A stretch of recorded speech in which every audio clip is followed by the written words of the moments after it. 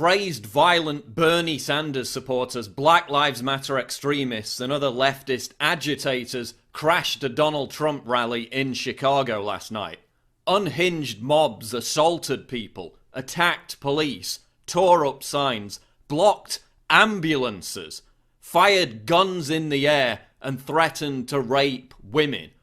"Oh, but that's just their free speech," cried the media and Bernie Sanders supporters. Really? So if Donald Trump voters had crashed a Bernie Sanders event, assaulted his supporters, attacked police, tore up signs, blocked ambulances, fired guns in the air and threatened to rape women, you'd say that was just their free speech. Look at this Bernie supporter expressing his free speech. He's an anti-violence activist after all. Here's another peaceful Bernie voter, proudly threatening to physically attack Trump supporters. Here's a peaceful Bernie supporter flying a communist flag, a political system responsible for the deaths of hundreds of millions of people. So peaceful.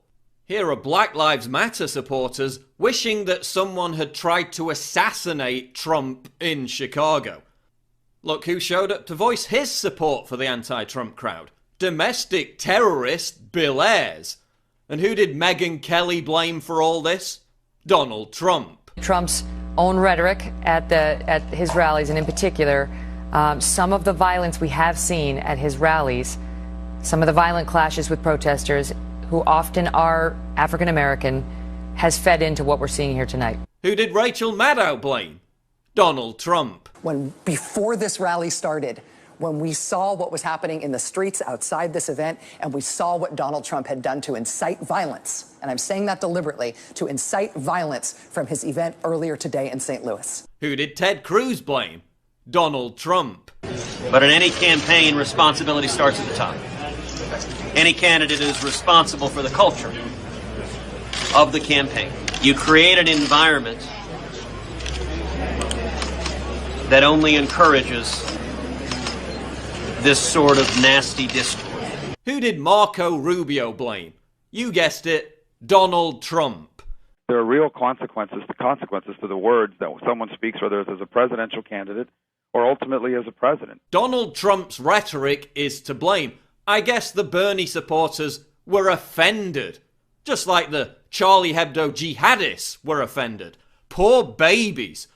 Listen, if over 1,000 violent, angry Trump supporters behaved anything like this, do you think the media would describe them as legitimate protesters? Oh, but they're protesting against fascism by silencing people's free speech with intimidation tactics and threatening them with violence if they vote a certain way. Yeah, I'm not sure if you knew this, but that's actually a hallmark of fascism. These are the people who will riot and burn American cities to the ground if Trump is elected president. Why? Because they've been given legitimacy by a mainstream media who said that looting and rioting was an acceptable form of protest after Ferguson.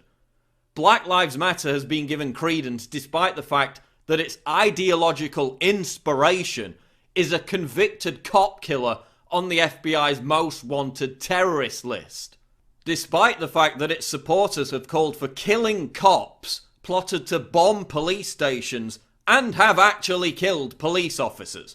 This is the group that Hillary Clinton promised to change laws to appease. Whether you love or loathe Donald Trump, encouraging this kind of mayhem is a recipe for disaster.